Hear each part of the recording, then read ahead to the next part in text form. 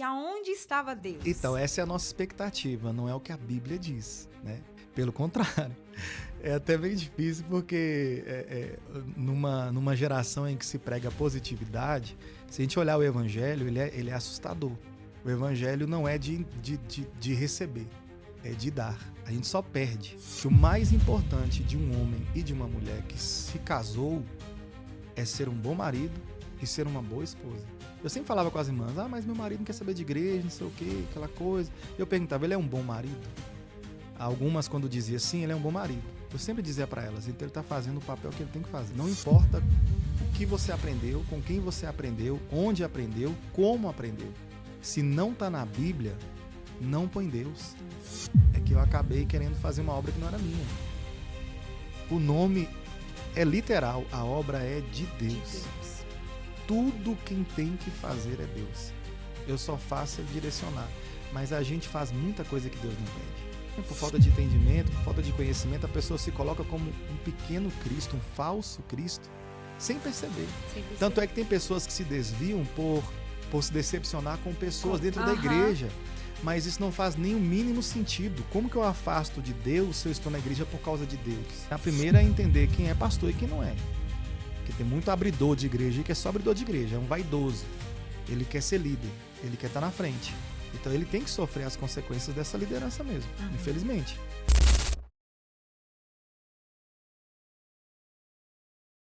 Bem-vindos ao Essência da Liderança. Mais uma vez estamos por cá. Esse é o 5º episódio e vamos falar sobre liderança, mas algo muito especial neste dia de hoje. Vamos tratar, dentro da liderança ministerial, o peso que o ministério causa. Quando a liderança custa a alma, a família e até mesmo a igreja. Temos aqui para poder compartilhar conosco o pastor André, né? André Santos. Fico muito feliz pelo aceite do convite, viu, pastor André? Tenho uma admiração muito grande pelo senhor, pelo seu ministério, pelo seu chamado. E ele vai falar para nós aqui neste momento sobre os desafios emocionais da liderança ministerial na nossa atualidade. O pastor André, ele é fundador da Igreja Missão dos Doze e hoje ele está auxiliando ali na Igreja Batista Fonte. Seja muito bem-vindo, pastor André, e fique à vontade. Muito obrigado, Deus abençoe o convite, tá? É um privilégio estar aqui, né? Tomara que esse momento de bate-papo seja uma bênção para a vida de quem assistir, de quem acompanhar. Espero que as nossas experiências possam edificar as pessoas, né? Que é o mais importante. É. Inclusive, é o que a gente estava até conversando aqui fora do ar, né? Que é, as nossas experiências, elas precisam servir a igreja. Elas precisam, de alguma maneira, servir o próximo. Né? A gente tem que viver em detrimento de ser útil na obra de Deus, útil para as pessoas. E espero que esse momento seja muito importante aqui para quem assistir, para quem acompanhar. E com certeza será, porque é um tema muito sensível, mas é necessário, porque ninguém acredita que o ministério possa pesar, mas ele pesa, né, Meu pastor? Deus do céu. E como ele pesa. Não por ser um chamado divino, mas por pressões emocionais profundas que causa na vida das pessoas que são, na verdade, antes de tudo, seres humanos. É, isso aí. Então, o grande segredo de tudo isso, igual a gente estava conversando, é entender a obra. Eu acho que o maior desafio de um líder é entender o que é ser um líder, o que é ser um pastor, o que é a igreja, qual que é o verdadeiro formato, qual que é o meu verdadeiro ofício. E, infelizmente, como é algo que se trata de Deus, e Deus é muito difícil de se entender, apesar de ser tudo, mas não é fácil entender um Deus, né? Então a gente acaba que precisa de tempo. O tempo e as experiências são as coisas mais importantes para chegar a entender. Eu cheguei a te dizer que eu demorei 12 anos para entender o que de fato era ser servo, o que de fato era fazer a obra. Então, assim, eu tive que passar por muitas coisas, tive que gastar muito tempo da minha vida até entender. E ainda estou aprendendo muito. Cada dia é um aprendizado diferente. Mas esse é o grande desafio, é aprender e entender o que é essa obra, o como fazê-la, entendeu? E esse caminho, né, esse trajeto, né, para um líder, ele se faz necessário ser solitário. E nessa solitude, né, nesse caminho que acaba o líder caminhando sozinho e é necessário, por que que esses líderes adoecem, pastor? Então, é exatamente pelo que eu te falei, né, por não entender o que de fato é o chamado. Vou te dar um exemplo, eu tô beirando aí já os 22 anos de ministério já, é mais da metade da minha vida, praticamente. Então, assim, durante muito tempo eu entendia que a obra era que o ministério, que a liderança era uma coisa, e após passar por algumas situações, inclusive essas situações de uma certa forma me prejudicar em vários sentidos, emocional, psicológico, financeiramente, em todos os aspectos, é que, tipo assim, quando a gente para respirar, os que conseguem, né? Porque o índice de suicídio e de desistência da vida de pastores parece que não, mas é bem alto. Né? Muito alto. Porque não é muito Não é divulgado. divulgado. Mas assim, e na maioria dos casos, eu acredito que são pastores que passaram pelo que eu passei, mas não conseguiram vencer esse processo de respirar para entender. E tipo assim, deve ser muito complicado, igual para mim foi. Eu parei e falei, depois de 12 anos, eu não sabia o que era servir. Igual o exemplo que eu já te dei, eu perdi meu pai em 2023. E 23. E quando eu perdi meu pai em 2023, eu esperava um acolhimento da igreja. Eu esperava que as pessoas me mandassem mensagem. Eu esperava que as pessoas mais próximas, que aquelas que a gente erroneamente chamamos de ovelha, que nenhuma delas eram minhas ovelhas, elas são ovelhas de Jesus, que é um grave erro de nós pastores, né, usar o termo possessivo de que é minha igreja, minhas Meu ovelhas, povo. meu povo. Nós não temos posse de nada. E quando eu não entendo os riscos de ser prejudicado é muito grande.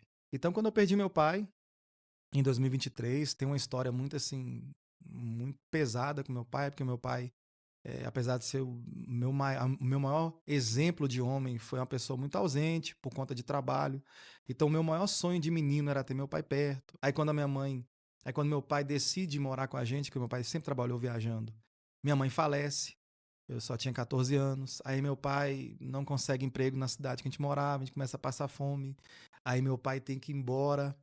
E aí, assim que meu pai vai embora, eu, adolescente, conheço Jesus, vou pra igreja. E aí, tipo assim, o tempo vai passando e muitos anos depois, meu pai, Deus realiza o meu sonho de trazer meu pai para ficar comigo. Só que 2 anos meu pai vai e morre. Então, tipo assim, eu perdi alguém que eu esperei, deixa eu ver, uns 20 anos. Fiquei 20 anos esperando essa pessoa. Quando Deus me dá essa pessoa para estar perto de mim, ela morre. E assim, não é forma de falar, é literal. E ninguém me procurou para me dar um abraço. Aí eu parei para pensar, poxa, né, pastor, você faz visita no hospital, a pessoa morre, você vai no velório. A pessoa tá passando por dificuldades, às vezes umas dores tão simples, mas você tem que parar tudo para poder dar atenção para coisa boba que a pessoa está precisando ali, porque ela é né, um membro da igreja, você tem que se dedicar a ela, a esse chamado. E aí, quando eu vi que não houve a reciprocidade, aquilo me pegou. Me pegou a ponto de cair numa depressão muito profunda, de cair numa revolta com a igreja muito grande, de começar a acreditar que não valeu a pena nenhum dia, nenhum momento, hora nenhuma. E aí, quando eu me peguei assim, eu talvez por misericórdia de Deus, eu não consegui desistir, apesar de querer e tentar algumas vezes, mas eu não consegui, mas aí deu para respirar. E aí foi quando aconteceu aquilo que eu te disse, né? Eu parei para olhar e eu percebi que eu tinha entendido tudo errado. Frustra, né, as expectativas, porque tem uma pressão espiritual, tem essa solidão e tudo isso compõe um peso invisível. Eh, e aonde entra Deus? Então, primeiro, a gente tem que ter A esse gente sempre despertar. espera que Deus vai preencher as nossas lacunas, Então, as nossas feridas, que ele vai sempre nos curar, nos sarar, né. E aonde estava Deus? essa é a nossa expectativa, não é o que a Bíblia diz, né? Pelo contrário, é até bem difícil porque numa geração em que se prega positividade, se a gente olhar o Evangelho, ele é assustador. O Evangelho não é de receber, é de dar. A gente só perde. E é isso que eu não entendi. E é isso que muitos não entendem. E aí, quando vem a frustração de entender que não recebe, igual eu vou te dar um exemplo. Jesus ele disse assim: aquele que quiser vir após mim, ele tem que É, isso primeiro é verdade. renunciar a si mesmo. Renunciar a mim é não me aceitar mais. O que eu penso, o que eu quero, o que eu espero, as minhas expectativas já não valem mais. Por isso que nem todo mundo está pronto para o chamado. Então, assim, eu renuncio a mim mesmo, tomo uma cruz Que não é sua. e segue. Então, tipo assim, cruz não é sinônimo de coisa boa. Ninguém tá ali na cruz porque é uma pessoa boa e ninguém que carrega a cruz vai ter um final muito bom. E esse é o chamado para quem Deus escolheu para liderar. É aí que está o grande segredo, sabe? Onde que Deus está? Na palavra. Eu preciso parar, respirar, prestar atenção em tudo que eu aprendi, que é aquele famoso conto do papagaio que ouviu de um, passa para o outro, que ouve de outro, passa para o outro. E peraí, agora eu preciso comparar com a Bíblia. Se a Bíblia fala, é Deus falando. Se a Bíblia não fala, é só a minha ilusão acreditando em algo que eu quis acreditar. E o que tem de pastores sofrendo com burnout, com situações, Porque acaba pegando um fardo que não é dele, é de uma cruz que Jesus. não é exatamente. Eh, falei isso esses dias, falei com a menina: "Olha aqui, meu amor, Jesus já morreu pela igreja. Não há Quem necessidade de precisa morrer já ninguém morreu. mais morrer por ela. Cada um tem a sua responsabilidade, não é nem para com a igreja, mas com o seu chamado e o seu ministério. E aí cada um vai prestar conta de si a Deus. Então eu presto conta da minha família. Qual que é a minha posição na minha família? Mãe, esposa. E eu vou prestar conta disso da minha casa. Você Eu tocou no vou assunto. prestar conta do meu ministério diaconal Então, na minha igreja. exatamente. Eu não posso pegar algo além disso, mais do que isso. Eu não posso, de forma nenhuma, porque eu não vou ter suporte, eu não vou estar preparada, eu não tenho unção que me protege. E a sobrecarga é algo assim que adoece mesmo as pessoas. E as pessoas acabam que identificando, ah, mas você não é servir?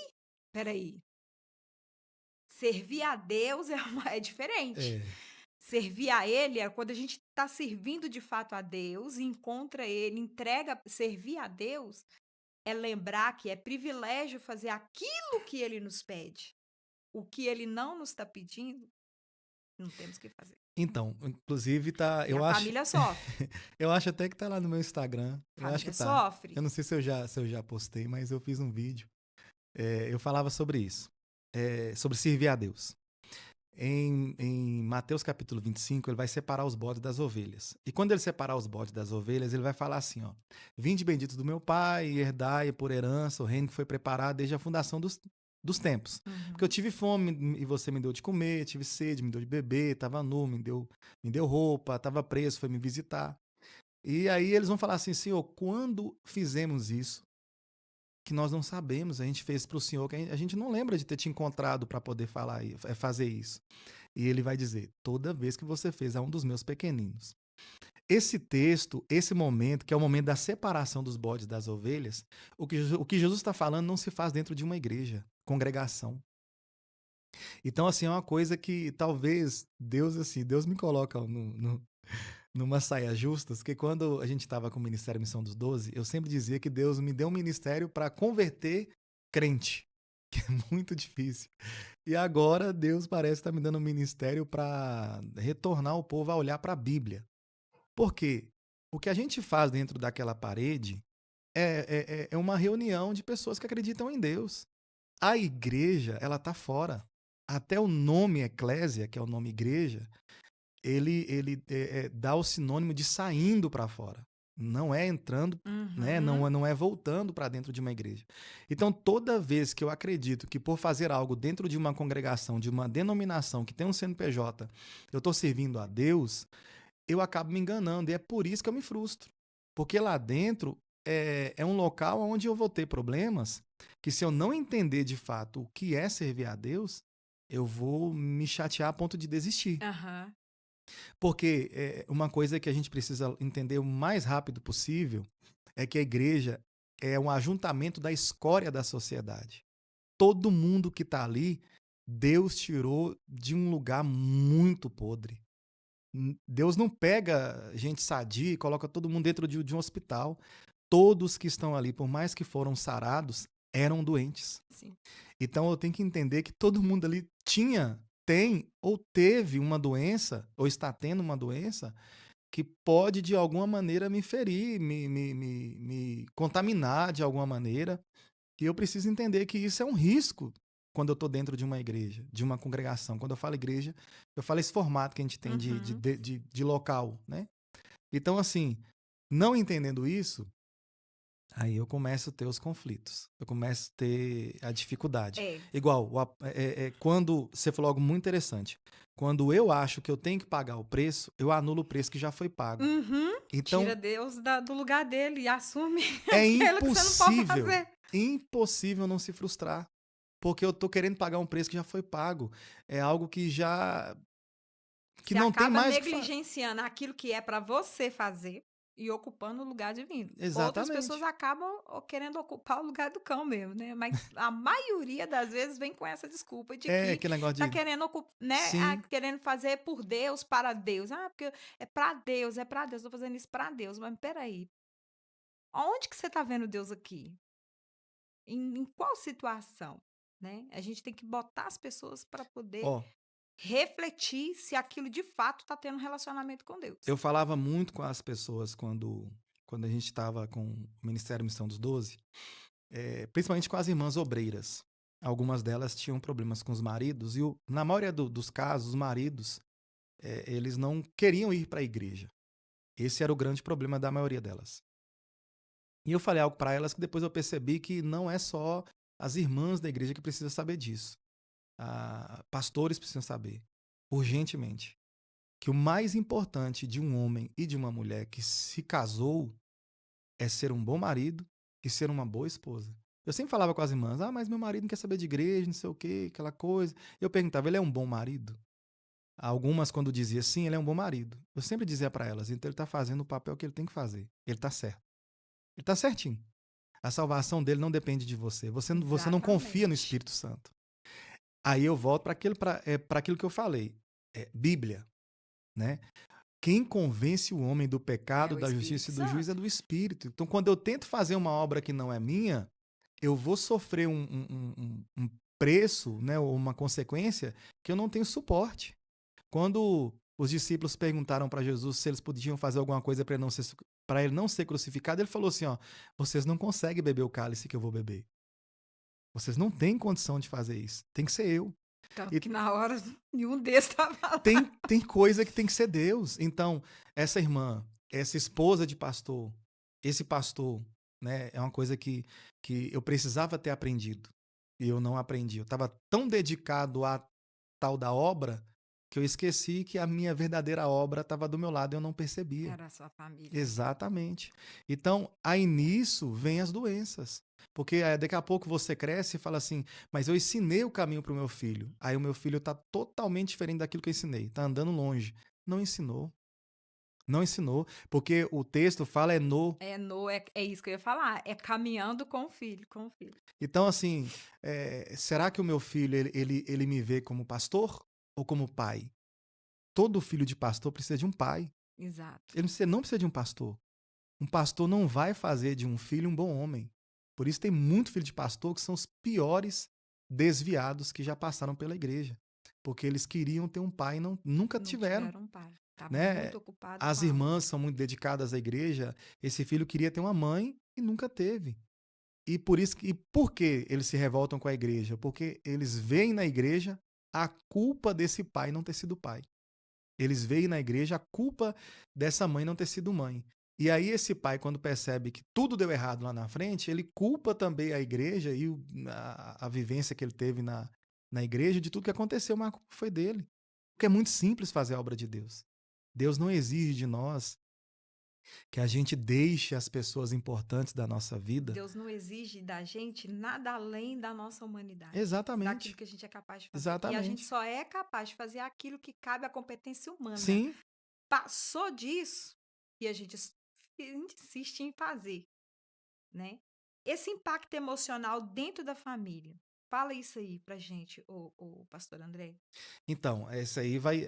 A gente até começou a falar sobre isso, né? Vai formar filhos frustrados com a igreja, vai formar novos maridos e novas esposas frustradas, né? São mulheres que vão crescer, que cresceram sem a presença do pai, porque sempre teve um pastor, e filho não precisa de pastor, filho precisa de pai. E aí, quando essa menina crescer, ela vai ser mais um problema para a igreja, que ela não vai, ela vai achar, talvez assim, de maneira inconsciente, ela vai procurar um homem que substitua a ausência que ela teve de pai. E normalmente esse tipo de homem eh, tem alguns desvios de caráter. É muito natural que o homem que parece aquela figura paterna seja um aproveitador. E essa menina vai ter problema e vai ser mais um problema para a igreja. Porque ela cresceu com a ausência desse pai, cresceu com a ausência, às vezes, dessa mãe, e cresceu com a ausência de um benefício financeiro, porque é uma coisa que, assim, eu tenho falado muito, muito, muito, muito. Grandes pastores não representam o pastoreio, eles não representam, não é desrespeitando a eles ou querendo inflamar ninguém, mas são grandes empresas. Então, esses homens têm uma vida muito abastarda, muito feliz financeiramente. Então, quando a igreja é julgada por conta deles. Mas tem muitos pastores apaixonados com gente, apaixonados com a obra, e por não serem empresários, sofrem as consequências da falta do dinheiro, da falta da prosperidade, da falta do sustento, e isso vai gerar uma família muito desestruturada. Desestruturada. Na briga do mar e do rochedo, o marisco apanha. E esses mariscos são os filhos, a esposa, ou o contrário, às vezes, né? Tem esposas que se dedicam assim à obra, ao ministério, e os esposos acabam sendo esse marisco que fica ali, tomando lapada da onda, batendo na pedra, uma hora tá na pedra, outra hora tá na onda. E ninguém para prestar atenção, mas a gente precisa prestar atenção, porque esse esgotamento emocional, ele hoje é muito, assim, nítido. Eu falei, acho que eu cheguei a falar isso com o senhor. Parece que Deus está descortinando isso dentro da igreja. Nunca se falou tanto sobre. Você falou uma coisa e é verdade. Acho que 90% dos crentes fazem terapia. Assim, não é legal.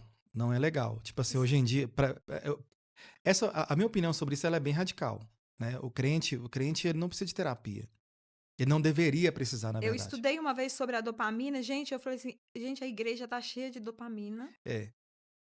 A E pregação. tá matando aquele que já tá doente, precisando de uma cura divina, e a cura divina não pode, porque tá sendo negligenciada, porque tem alguém ali assumindo essa carga, tentando preencher esse vazio da pessoa que só Jesus vai preencher, É o grande. mas ninguém. E aí, quando você começa a se dedicar de mais uma coisa que não é sua, tem alguém esperando a sua dedicação. Tem alguém esperando. Tem alguém que é para você fazer. Normalmente Sim. dentro de casa mesmo, né?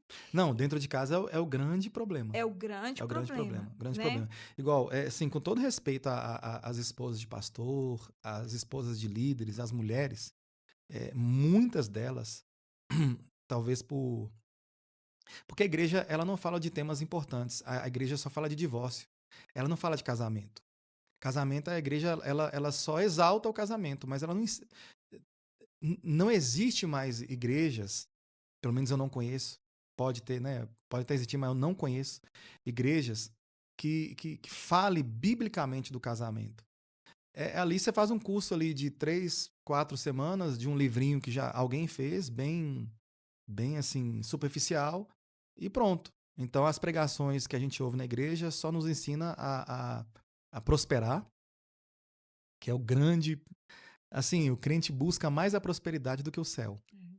Então eu tô num bom lugar. Infelizmente. Então eu tô num bom lugar, porque Infeliz, na infelizmente. nossa igreja não, na nossa igreja eu posso falar, Porque que assim, a gente a expectativa do crente hoje é para a terra. É simples, é só perguntar assim, ó, você está pronto para morrer? Se esse crente falar que ainda não, é porque ele está com muita expectativa na terra e não ensinaram para ele como que o céu é bom.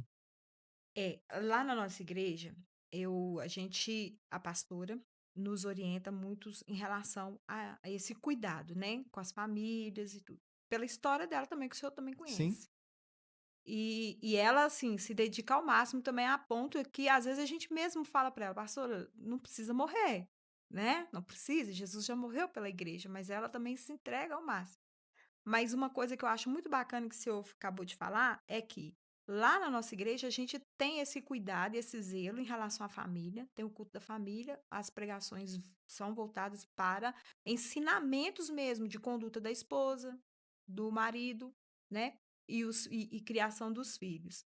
E o Ministério de Mulheres, a gente faz encontros durante o ano com as solteiras, com as casadas separadas para poder ter esse bate-papo e trocar figurinha, experiência, né, uma ajudar a outra em intercessão também.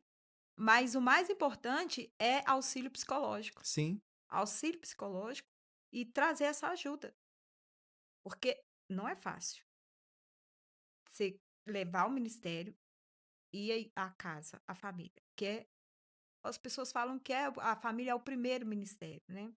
Não vejo a família como um ministério ministérios são não. 5, não Eu tem não vejo mais. família como um Fora os ministério. 5 ministérios, a caridade também é. É, Então a igreja talvez, a família talvez seja a nossa a prioridade. prioridade, Prioridade seja a né. nossa família. É, É porque, tipo assim, eu até converso com alguns jovens lá da nossa igreja e eu sempre falo com eles assim, ó, é, não importa o que você aprendeu, com quem você aprendeu, onde aprendeu, como aprendeu.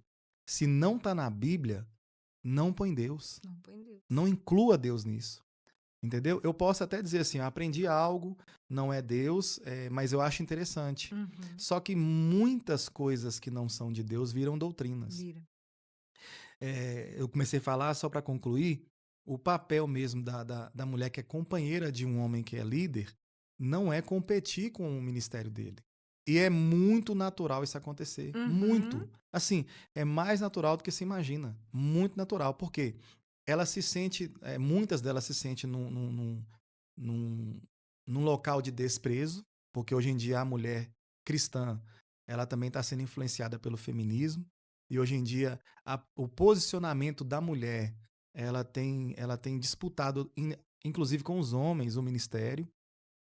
Então, hoje em dia, queremos empurrar goela abaixo o ministério de mulher. E tem mulher que tem ministério, é, vamos falar chamado, não ministério, tem chamado muito importante, mas está querendo fazer outra coisa.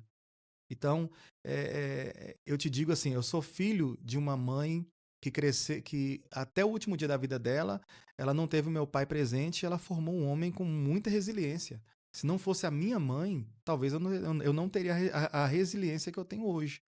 Então, tem coisas que são muito importantes para o papel da mulher, que por ela não ter sido instruída, ela acaba sendo engolida por toda a essa baboseira que aparece, que hoje em dia todo mundo está com telefone, todo mundo está sendo Uhum. influenciado, todo mundo está recebendo alguma coisa.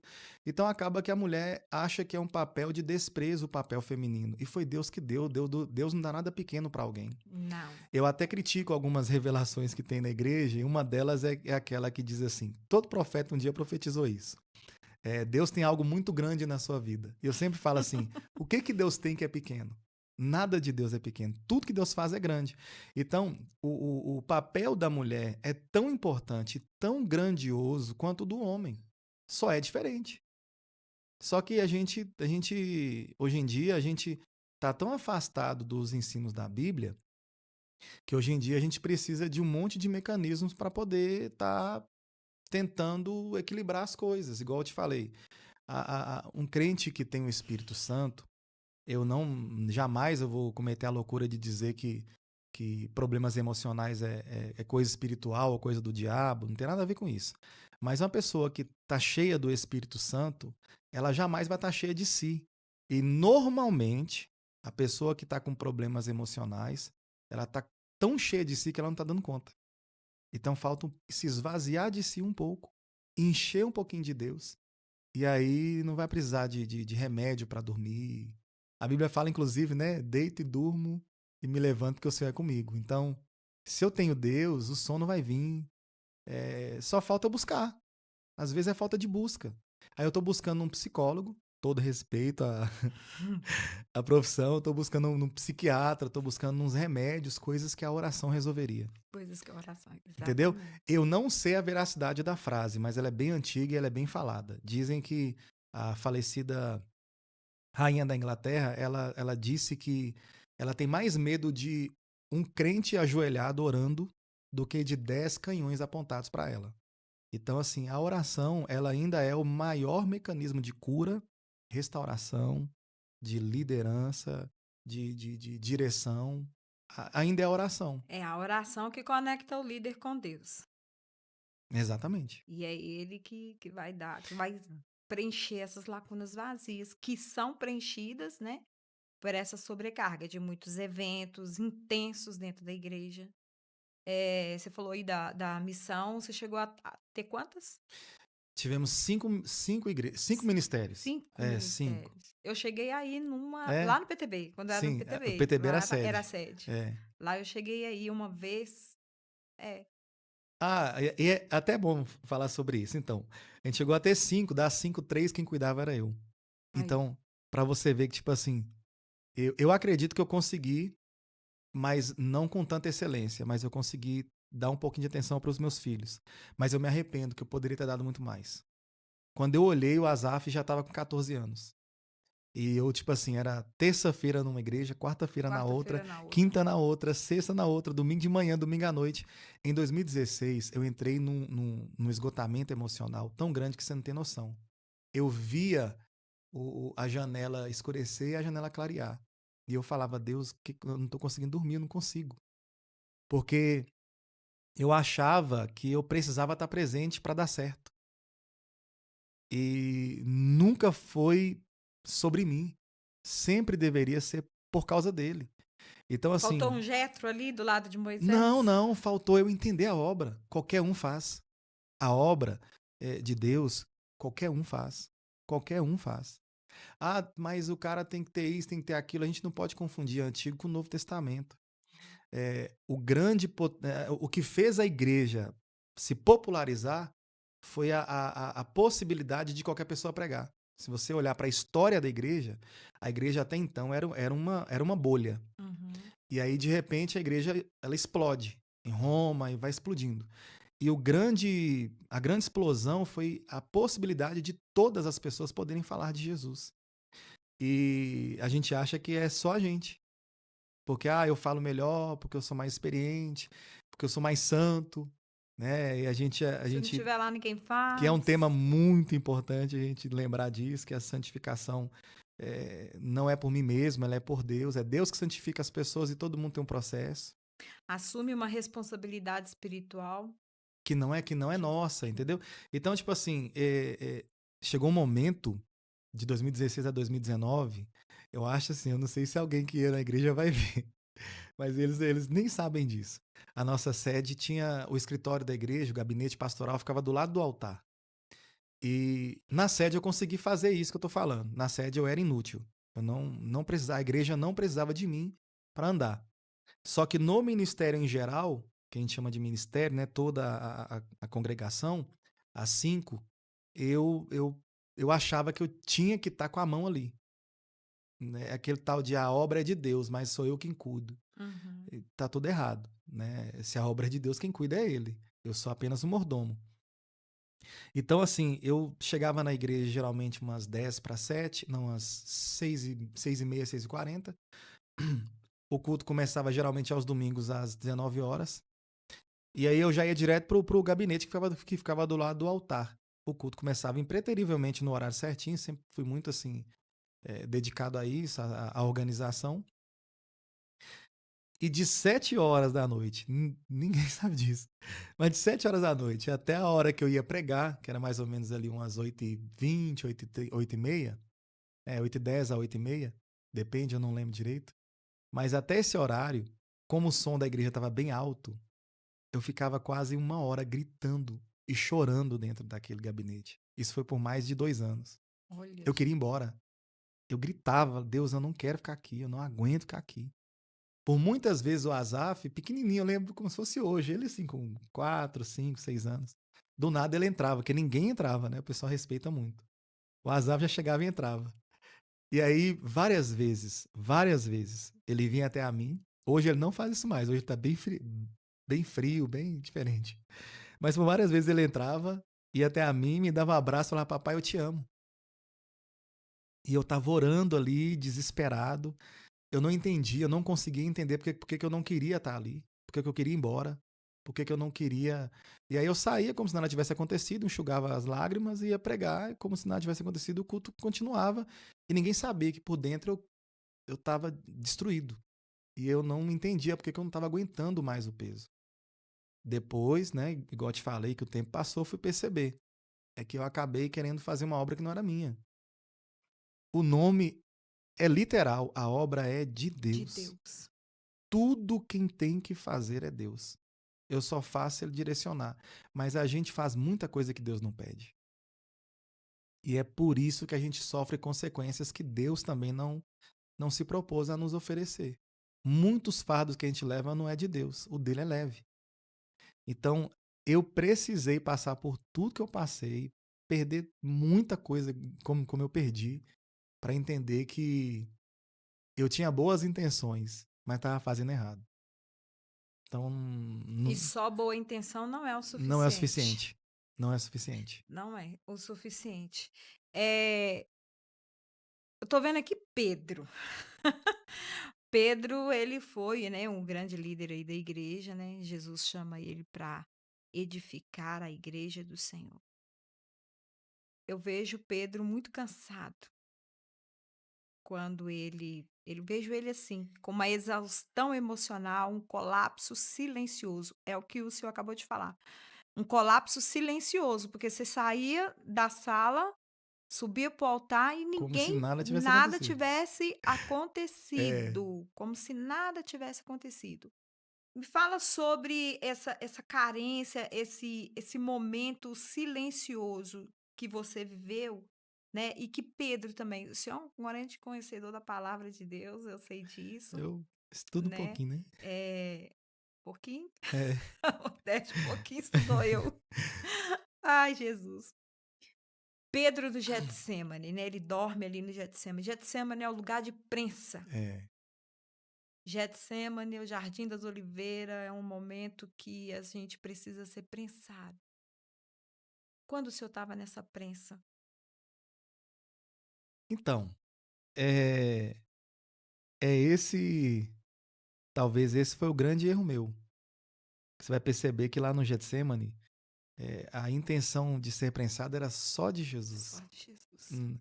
Tanto é que ele pega os discípulos dormindo algumas vezes e a única coisa que ele fala é que vocês não aguentam. Assim, quando eu parei para perceber que era tão simples, eu pensei assim, como eu perdi tempo. Porque o amor de Deus, ele é tão extraordinário que é difícil de aceitar. Se você parar para entender como é grande o amor de Deus, você fala assim, não, não tem cabimento. Vou te dar um exemplo.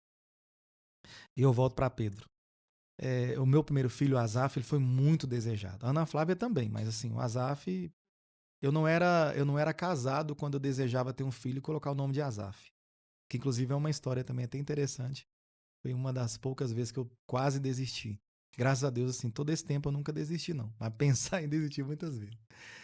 Aí, quando o Asaf nasceu, eu peguei ele no colo pela primeira vez. Foi bem complicado, porque ele nasceu depois de 42 semanas, quase morreu, ficou um tempinho no CTI. Aí, quando eu consegui pegá-lo pela primeira vez, eu coloquei ele no colo nos braços. E a primeira coisa, primeira de todas, que eu falei quando eu olhei para o meu filho, eu falei assim: Deus, agora eu entendo o porquê que o Senhor me ama. E eu olhando para ele, eu falei assim, eu falando para ele, eu sei que ele não entendia, mas era a minha oração com Deus e eu aproveitando meu momento ali de pai. Eu olhava para ele e falava assim: Deus, ele não precisa fazer nada. Eu vou amá-lo pro resto da vida. Qualquer coisa que ele faça não vai aumentar e nem diminuir o amor Diminuir. que eu sinto por ele. Então, eu vejo assim, tudo o que aconteceu com Pedro foram coisas humanas que poderiam acontecer com qualquer pessoa e que Pedro não entendeu. E por não entender, que é o grande segredo é entender. A Bíblia fala: conhecereis a verdade, ela vos liberta. Saber, o saber liberta. Né? Eu sou de uma época em que as pessoas falavam assim: quem faz teologia fica ateu, que incrédulo. E eu digo assim Eu conheci Deus. e eu digo assim que quem Quer faz dizer, eu ainda estou conhecendo. e eu digo assim, quem faz teologia entende que tem muita coisa errada. Só que tem muita gente que acaba não tendo maturidade, porque lidar com o erro não é para todo mundo. Você Não é. precisa ter muito Espírito Santo para poder ver o erro do outro e aquilo não te Não te escandalizar, não te exatamente. afastar. Pelo contrário, o saber tem que gerar em nós um potencial de misericórdia bem alto, bem interessante. Então, assim, quando ele nega Jesus, aquilo ali provavelmente gerou nele um complexo de culpa muito grande, Uhum. porque foi predito, né? Ele já sabia que ele iria negar, e para piorar, a Bíblia fala que quando ele nega pela terceira vez, Jesus estava olhando para ele. É tipo assim, ele foi pego no delito flagrante. Então Jesus, imagina você errando e É Jesus um olhando nos colapso seus olhos. interno mesmo. Entendeu? Aí, para acabar de inteirar, lá no Getsemane, quando ele, né, por algumas vezes, ele mais os outros dois apóstolos não conseguem acompanhar Jesus, apesar que a prensa era para Jesus e não para a gente, não para eles também, é, Jesus, os soldados chegam e Pedro, que tinha sido alertado que iria negar, comete mais um erro. Aí, tipo assim, Corta a orelha do eu me porco. colocando no lugar de Pedro, eu fico pensando assim, poxa, mas eu tô tentando fazer o trem certo e só faço errado. Tudo que eu faço dá errado. E Jesus fala. Tanto é que não há falas de Jesus com outros apóstolos. É só com Pedro. Porque a pessoa quando passa por essa pressão interna, essa negação, nesse colapso interno, o que que acontece? Gera nela uma quebra de identidade. E aí ela fica impulsiva também, É por se, tentando colo por resolver, se tentando colocar no tapar lugar errado. buraco, É por se colocar no tentando lugar errado. para poder, servir a Deus, ganhar o maior número, então abre 5 igrejas, 10 Exatamente. igreja, Isso. eu vou dar treinamento todo dia, eu vou fazer isso toda hora, e um monte todo dia, e a igreja dorme dentro da igreja. Eu já vi isso. Eu já fiz Pastor isso. Muito. que dorme a semana inteira Já dentro fiz da isso muito. igreja. Olha, o que corre atrás do resultado esquece o propósito. Isso é. Na obra de Deus, a obra de Deus não é pelo resultado. Porque, inclusive, Isso é colapso interno mesmo, quebra de identidade. eu vou aqui até o final de falar, o grande problema é falta de entendimento. Se não entender, É, você e- falando de entendimento, sabe? Eu tive a compreensão, quando eu vou dar estudo bíblico, eu falo com as pessoas assim, olha, mas eu não consigo lembrar, eu não consigo decorar. A Bíblia não é para ser decorada, era para ser entendida. e experimentada. Ela é um alimento. Ela é um alimento, é para É. você entender. Você não precisa, mas eu não vou saber falar qual versículo, qual capítulo. Você entendeu a mensagem que Deus quis passar ali com essa história? Então você falou com Deus, Deus falou Sim, contigo, sim, você leu sim, a Bíblia, sim, teve esse entendimento, né? E a nossa identidade de filho, ela é resgatada no conhecer Deus. A sim, verdade, ela só é estabelecida em nós quando nós o conhecemos, que ele é a verdade. sim. E ele nos ensina a separar tudo isso, né. E isso, ó, isso é tão arriscado que tem pessoas que se colocam tanto no lugar errado, né? Voltando para a prensa aqui, se coloca no lugar de senhor, que existem muitos congregados, que nós chamamos de membros, alguns chamam de ovelhas, que veem na figura desse líder, desse pastor, o exemplo a ser seguido, Uhum. principalmente por entender errado uma palavra de Paulo, que é ser de meus imitadores como eu sou de Cristo. A Bíblia, quando a gente vai estudar, a gente entende que a Bíblia ela tem algumas formas de se interpretar. Tem coisas que são regionais, tem coisas que são específicas para uma pessoa e tem coisas que são globais. Então, nem tudo que a Bíblia fala é para um povo do mundo. Vou te dar um exemplo. Os 513 mandamentos do Antigo Testamento, nenhum deles é para cumprimento de um brasileiro. Porque senão a gente vai ter que parar de comer camarão, vai ter que parar de Uhum. fazer um monte de coisa. Então, e todos eles têm um propósito. Tem, um- tem, Sim, tem, tinha algo naquela época lá, que né, a gente demoraria demais para poder explicar, mas tinha um propósito pelo qual aquilo ali deveria ser evitado. Então, assim, quando eu, como um homem de Deus, eu me coloco numa posição de pagamento de preço eh, e expresso que eu estou fazendo isso em favor das pessoas, eu começo a me colocar como um Cristo. E isso é perigoso. Porque o próprio Jesus disse em Mateus 24 que falsos cristos iriam surgir dizendo assim, uhum. ó, ele tá ali, ele tá acolá. Então, tipo assim, às vezes por falta de entendimento, na maioria dos casos, né? Por falta de entendimento, por falta de conhecimento, a pessoa se coloca como um pequeno Cristo, um falso Cristo, sem perceber. Sem Tanto é perceber. que tem pessoas que se desviam por se decepcionar com pessoas dentro da Aham. igreja. Mas isso não faz nem o mínimo sentido. Como que eu afasto de Deus se eu estou na igreja por causa de Deus? Falta de amadurecimento do líder também na hora de discipular. É aquilo que, né, que Paulo fala: "Sede meus imitadores como eu sou de Cristo". Então eu tenho que imitar não é a Paulo, é a Cristo. Mas teve um contexto também, né? Teve um contexto É ali. Cristo. Havia uma guerra deles, tipo assim, eu quero seguir, Se eu sou eu de Apolo, eu sou de fulano, eu se sou de eu me Beltrano. modelo se eu me modelo na pessoa de Cristo, ainda que o meu líder caia, eu levanto ele, Sim, porque eu estou na pessoa de sim, Cristo. sim, sim. Mas o perigo disso aí é o isolamento, né? Eu já tô um pouquinho velho já na obra, e tem umas gírias que são antigas. E texto isolado é pretexto para uma heresia. Então, quando eu pego uma frase, é muito arriscado isso. A gente pega isso aqui tudo, tanto é que hoje em dia os cortes têm doutrinado as pessoas em todas as áreas. Politicamente, religiosamente, Uhum. financeiramente. Tem pessoas que pegam e hoje com a IA, tem pessoa que pega só a imagem, sei lá, de um cara muito famoso aí que fala de finanças, coloca a voz dele, mas não é o cara que está fazendo e vende curso. E as pessoas compram. Quando vai ver, é falso. Então, assim, o risco de se isolar frases de um contexto é criar doutrinas que não são bíblicas. E aí vai criar um povo que está totalmente. É tipo É. assim, ó, a porta é para cá e tá todo mundo Texto correndo sem para con lá. texto sem contexto é pretexto Então, isso é antigo, para se aparecer. é antigo esse ditado. Então, assim, a gente percebe, voltando aqui para concluir a questão de Pedro, a gente percebe que até a conduta dele pós-crucificação é uma conduta de alguém que se culpa, porque se É. achava responsável por algo. É por isso que ele chora amargamente, né. Porque O ele se acha. amargo ali é a culpa, Ele não entendeu, é a culpa. tanto é que é interessante que Jesus por 3 vezes faz a mesma pergunta que foi as 3 vezes também que ele negou, ele pergunta: "Você me ama?" E ele fala assim: "Eu amo".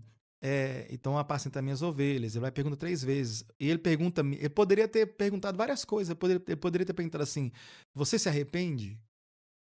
Você vai ser fiel? Você acredita em mim? Agora você crê?" Mas ele coloca logo a palavra amor. É Jesus revelando para Pedro que a minha fraqueza não retira o amor de Deus. A minha deficiência, a minha queda, o meu não entender, aquilo que eu fiz e que depois eu descobri que eu estava todo errado. Deus Não não nos vai deixar de separa me do amor amar por dele. causa Não. disso. O apóstolo Paulo fala, Nada nos esse texto, separa do amor nada. dele. Entendeu? Então, só que a igreja prega o contrário, infelizmente. É. Você só é santo até descobrir o seu pecado. Eu tenho um.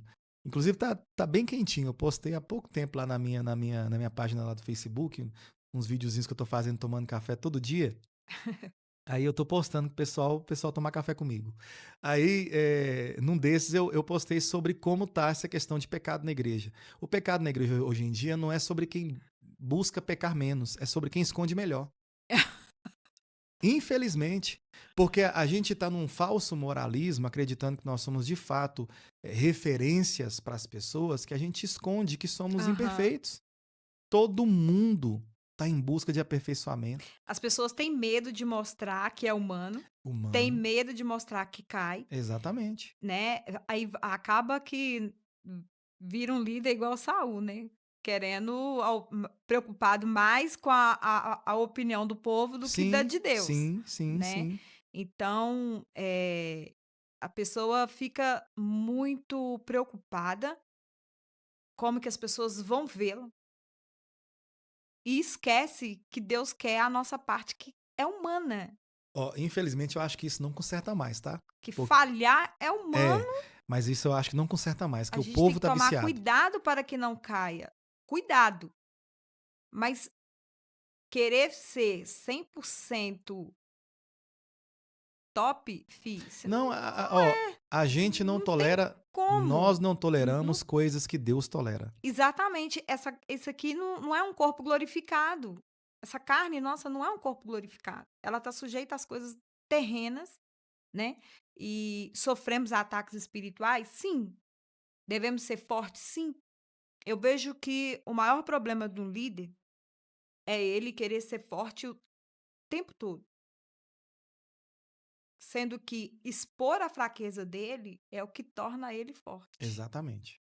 porque é na nossa fraqueza que Jesus nos Revela fortalece. É a força dele. declarando a Deus que eu falhei aqui, eu errei ali, e as pessoas têm dificuldade de assumir o erro, de Sim, falar que errou, sim. assumir a culpa. E tudo que é escondido acaba amplificando muito mais, porque enquanto ninguém sabe, eu não paro de fazer. Então, talvez o grande eh, aquilo que pode evitar isso é, de fato, a gente expor que realmente a gente não é tão forte quanto a gente cisma que é. Não, Porque se não. você for olhar mesmo, ó, tem 14 prováveis cartas que foram escritas por Paulo. Prováveis porque Hebreus dizem que é e tem gente que fala que Uhum, não. Então, com certeza 13, mas talvez 14. Alguns, eu mesmo, por exemplo, acredito que seja o Paulo. E esse mesmo Paulo que escreve 14 cartas, mais da metade do Novo Testamento, mais da metade do que a gente acredita, mais da metade do que a gente prega, mais da metade de toda a doutrina que a gente vive, foi ele que escreveu. E não foi uma nem duas vezes que ele se intitula um homem miserável, o miserável, pior de todos os escravo. pecadores, fraco, várias vezes. Uhum. Então, tipo assim, hoje a gente vive sei lá, é um bando de super-homens achando que. Que pode alguma coisa. E não, a gente é, como diz a palavra, né? Pobre, cego e nu. Pobre segue nu. Sabe? Nossos atos de justiça para Deus não passa de trapos de imundícia. Então a gente acaba nos colocando numa posição de risco. É, é uma coisa que hoje, parado assim, parando para olhar, eu percebo como eu me coloquei em situações de risco e sofri danos eh, bem pesados por conta de de não entender qual era a minha posição. Uma coisa que eu vi na capacitação é o seguinte: as igrejas de uns 30 anos para cá, mais ou menos, vou falar assim, né, uns 30 anos. As igrejas elas têm nasce através de uma visão, né, de uma pessoa, nasce através mas não tem uma preparação. As pessoas não buscaram se preparar. E nessa preparação, você acha que a falta dessa capacitação, a falta dessa preparação é o que pode hoje estar sendo ocasionado em tantos ministérios, tantas famílias que estão sendo quebrados, dilacerados por pelo burnout, esses problemas emocionais. Por quê? Você tem que lidar com pessoas. E as pessoas acabam não querendo trazer uma capacitação de liderança, vamos falar assim, do secular, mundo secular, né? Para dentro da igreja, separam as lideranças. Quando, na verdade, eu preciso conhecer pessoas. Jamil Albuquerque tem um livro, eu aprendi muito nele sobre isso, a arte de conhecer pessoas, Sim. de lidar com pessoas. Eu fiquei falando: "Gente, isso aqui, se todo pastor ler esse livro, ele não precisa fazer psicologia não, precisa não. Joelho e esse livro aqui, ele vai conseguir Sim. levar a igreja Sim. adiante. É joelho, Bíblia e o que está escrito aqui, Sim. para você entender, lidar com outras pessoas. O que a gente vê nas lideranças hoje é pastores, líderes que querem servir a Deus, mas não querem lidar com as pessoas e acabam tendo todo esse contexto, todo esse trabalhão, porque você vai tratar um relacionamento que vai interferir no seu casamento. Sim. Você vai tratar um relacionamento que vai te exigir e te ausentar da sua casa, te ausentar do seu trabalho. Aí você tem, o pastor vai ter um trabalho, a família e a igreja. Na casa ele tem pessoas, no trabalho ele tem pessoas, na igreja ele tem pessoas, e ele não sabe lidar com pessoas. Então, você tocou num assunto que sempre foi uma pregação minha, sempre foi. Eh, primeiro que tem muito abridor de igreja. Nem todo mundo que está com uma gravata ou com o microfone na mão é pastor. Não é todo mundo que foi chamado, não é todo mundo que se chama pastor que de Que fato é é de pastor. fato, pastor. A gente tem que separar, né, aí os pastores de pastores. Então, falando do pastor, pastor por vocação, por chamado de fato, não aquele que ficou chateado porque o pastor da igreja que ele estava, ele não gostou de alguma coisa e foi lá abrir uma igreja para ele, mas falando de pastor de vocação, sempre foi uma pregação minha sobre isso. Para você, sei lá, para você receitar um paracetamol para alguém, você precisa, no mínimo, aí, passar anos e anos em faculdade, fazer um monte de. Estudar pra caramba, fazer um monte de especialização, para você simplesmente virar para alguém e falar assim: toma um paracetamol. Parece algo simples, mas a pessoa teve que estudar muito para fazer esse simples. Né? Um advogado, para ele poder pegar uma causa aí, por mais simples que seja, rápido, ele tem que estudar no mínimo aí 8 anos, fazer uma prova da OAB, tem que fazer um monte de coisa para poder advogar. Um cara, para ser pastor, ele não precisa ter nem quinta série. E isso, infelizmente, é o que faz com que nós tenhamos esse monte de problema na igreja. Porque todos os apóstolos de Jesus, diferente do que possa imaginar, eles viviam numa sociedade que culturalmente eles estudavam a Torá É, desde a sua mocidade. Dos 18 aos 30 anos, dos 12, perdão, dos 12 aos 30 anos, alguns acreditam que Jesus ele estava em escolas de, de, de, de, de profetas, escolas de doutrinas para poder estudar. Acreditam isso, né? Lógico que não tem nada de certo, mas assim, é, como que eu vou interpretar um texto se eu não sei falar a palavra problema? Assim, sem exagero, a gente precisa parar para analisar isso. Não tem como uma pessoa fazer interpretação de texto se essa pessoa ela não sabe nem escrever. uhum, Uma coisa é Deus usar a pessoa, outra é, coisa é eu ter uma posição pastoral. Então, não tem como eu ser um líder de uma igreja, um líder de várias pessoas, e eu vou interpretar texto para doutrinar essas pessoas se eu tenho dificuldade, porque eu não fui alfabetizado. Inclusive, está na internet. Tem um senhor, ele é pedreiro, e não tem nada a ver com o fato dele ser pedreiro, mas ele é pedreiro e ele leu o livro de Joel, e na leitura ele fez a seguinte interpretação. Deus dizendo assim, ó, vai, pega a mulher amada do seu amigo e a adultera. Por causa de um acento, ele interpretou errado. Ele começou a doutrinar a igreja que as mulheres casadas da igreja precisavam se deitar com ele. E como o brasileiro é muito místico, os maridos começaram a permitir.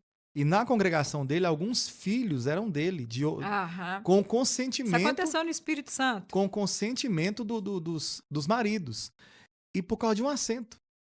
Que ele não conseguiu ler a adúltera. Ele leu a adultera. Uhum. E aí acabou que ele criou uma doutrina por causa disso. Então, É. assim, a primeira coisa, a segunda, né? A primeira é entender quem é pastor e quem não é. Porque tem muito abridor de igreja que é só abridor de igreja, é um vaidoso. Ele quer ser líder, ele quer estar na frente. Então ele tem que sofrer as consequências dessa liderança mesmo, Uhum. infelizmente. Ele tá pondo a mão num vespeiro. Ele não sabe o que ele está fazendo. Na maioria, O que ele plantando, ele vai colher. a maioria, a intenção ali é vaidosa e financeira. Infelizmente. A gente tem que ser claro falando sobre isso.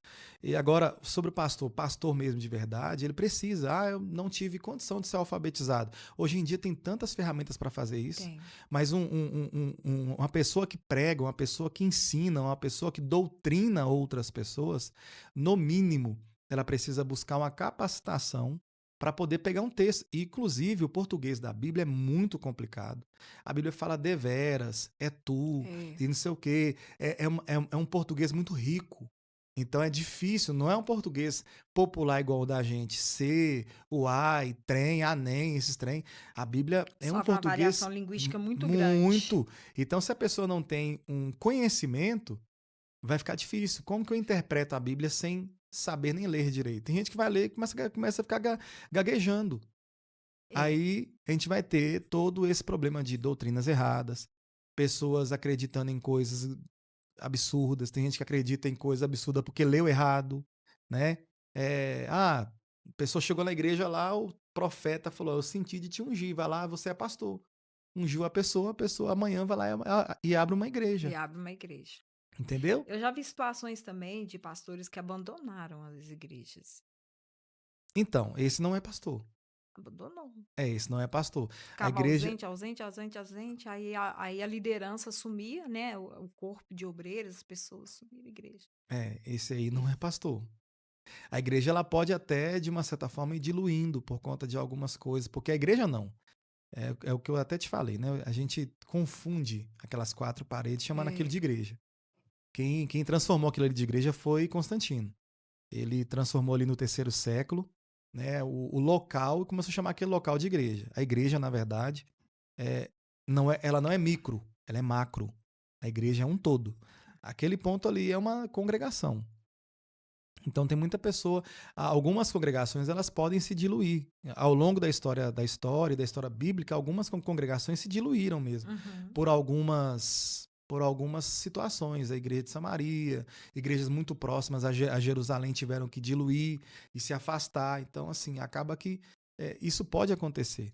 Mas o abandono do pastor é uma revelação de que, de fato, ele não era pastor. Ele não teve resultado que queria, foi E o, correr o atrás. problema, o problema não é o líder se cansar, né? O problema é o líder fingir que tá tudo bem, quando na verdade ele está quebrado emocionalmente, ferido. Eh, Esse é o grande problema. Eu também já rodei na Uber. Eu Uma vez eu peguei uma passageira, a história me comoveu demais. E ela estava indo. Aí, por falar nisso, pra mim, todo pastor tinha que trabalhar. É, Todo pastor tinha que todo trabalhar. pastor tem que Todo trabalhar. pastor tinha que trabalhar. Esse negócio Tem por que ser conta da obra, não, não, não, não. Dinheiro da igreja tem que ser diluído Vejo pra Paulo igreja. aí montando as tendas dele. 14 anos fazendo isso. Pois é. E aí vem outra carga, né? Porque o povo suga, exige demais a presença também, pastor, e ele não tira o tempo Mas é porque nem tá para errado. trabalho. Tá E o errado. trabalho dá a ele dignidade, vivifica, o trabalho leva a pessoa a um up. Ó, só rapidinho pra poder fazer isso Aham. aí, ó. O formato de igreja. Jesus, ele fez certinho. O formato de igreja foi Jesus, 12 apóstolos, 120, 500. Você vê que é uma espécie de pirâmide. E é. Parece meio estranho falar esse termo pirâmide, mas é assim, ó. O pastor pastoreia líderes que pastoreiam pessoas que trazem mais pessoas para Aham. serem lideradas. Exatamente. Essa deveria ser, mas quando eu E quero é uma pirâmide centralizar, invertida. quando eu quero centralizar tudo em mim, eu estou fazendo errado. E é óbvio que eu vou sofrer todas essas consequências aí. Verdade. Voltando à moça, ela me contando que marido pastor, e do nada ele chegou do culto, era aniversário dela, ele saiu, comprou uma Coca-Cola, tinha um bolo, Hum. voltou, deixou a Coca, subiu na passarela e pulou lá de cima. Que isso, velho.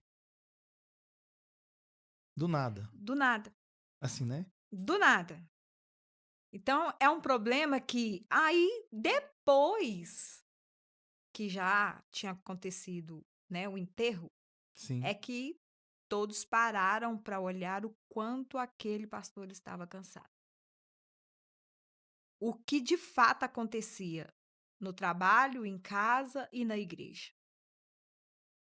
E aí foram que eles começaram a olhar para o cenário e falar: "Ah, ele estava cansado disso aqui que acontecia". E foram montar o quebra-cabeça. Então, é algo assim, o problema não é cansar, porque a gente sabe que a obra cansa, tudo traz um peso, né? O problema é fingir. Na virada, todo mundo passa a virada do ano na igreja, né? Lugar de sim. crente, na É, virada do ano é dentro da dentro da igreja. igreja. E esse ano eu falei, eu vou ficar dentro da minha casa, pastora. A senhora me abençoa. É, eu não sou adepto a isso. Minha filha, você tem que vir para a igreja. Não, Eu falei, eu não sou pastora, adepto a isso, não. Mas minha respeito. filha, eu falei, pastora, eu tô muito cansada. E não, eu acho assim, eu tô na presença do Senhor. O Senhor tá aqui em casa comigo. Eu não vou para a igreja para estar na presença do Senhor. Eu vou para a igreja para trabalhar na obra com Ele. É, eu não sou adepto disso. Inclusive, muitas pessoas que não vão à igreja, por causa nossa, E eu acham que passar a virada do ano na igreja vai dar sorte. É, isso aí. E aí eu falei: "Não, esse negócio", as pessoas pensam exatamente assim mesmo, que passa o ano inteiro longe de Deus, aí no final do aí na virada do ano quer passar junto Exatamente. com Mas a Deus. culpa é nossa. É.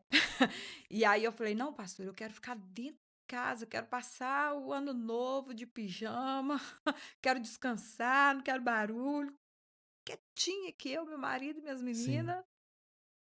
E ela me respeitou, claro, né, e me abençoou, e ali eu fiquei. Mas é quando a gente tem que perceber quando a gente está cansado. Nós precisamos perceber.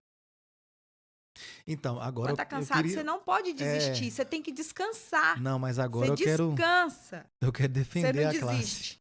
Deixa eu defender a classe agora. Assim, o pastor ele tem muita dificuldade de falar não. Muita dificuldade de falar não. Eu fiquei ininterrupto, 14 anos ininterruptos. Eu casei, não tive lua de mel. Que eu casei, fui direto já pra. Eu casei hoje. Eu fiquei 2 dias, acho que na cidade, que eu sou de Montes Claros. Eu casei hoje, tipo assim, exemplo. Casei hoje, daqui 2 dias eu já estava pregando já na igreja. Então, férias nunca teve, passeios nunca teve, porque a minha dedicação, a minha noiva era a igreja, e a igreja não é noiva do pastor, a Uhum, igreja é noiva de Cristo. Esse foi o meu grande erro, mas assim, o pastor ele tem muita dificuldade de falar não. E tem muitas pessoas que tem muitas membresias, esse é o termo, muitas membresias que adoecem os seus líderes com demandas desnecessárias, desnecessário. coisas que eles poderiam resolver entre si, eles não resolvem. Muita dependência espiritual, que é uma coisa que Uhum, fala muito de dependência emocional, mas a dependência espiritual dentro da igreja é gigantesca, gigante. entendeu? Então joga muito problema que é da pessoa, joga na figura do pastor. E o Uhum, pastor acha que essa é uma demanda dele. E ele, na maioria das vezes, não consegue resolver. Porque tem muitas coisas que é só Deus quem faz. Então, uma coisa é eu direcionar a pessoa. Mas muitos pastores não têm coragem de falar, irmã, volta para casa e vai cuidar do seu marido. Irmã, pega seus filhos, vai dar uma passeada. Irmã, vai orar você. Muito pastor que muitos mesmo, eles não sabem falar não. Ele não sabe falar assim, ó, essa demanda não é minha. Esse problema é seu. Resolve. É assim, ele pode até direcionar, resolve assim, assim, assim, assado. A Bíblia ensina isso, isso e isso. Toma aqui. Toma a receita. Faça você o bolo. é, E por não fazer isso é que acontece. Quando a bomba estoura, o cara já pulou. já pulou. É, então, oh Jesus. Vamos encerrar esse episódio com esse bate-papo, foi muito bom. Amém. Muito obrigada Amém. pelo convite, por ter Eu que aceito o agradeço. convite, tá? Curte, compartilha, indique o canal, assista os outros episódios e muito obrigada e até a próxima.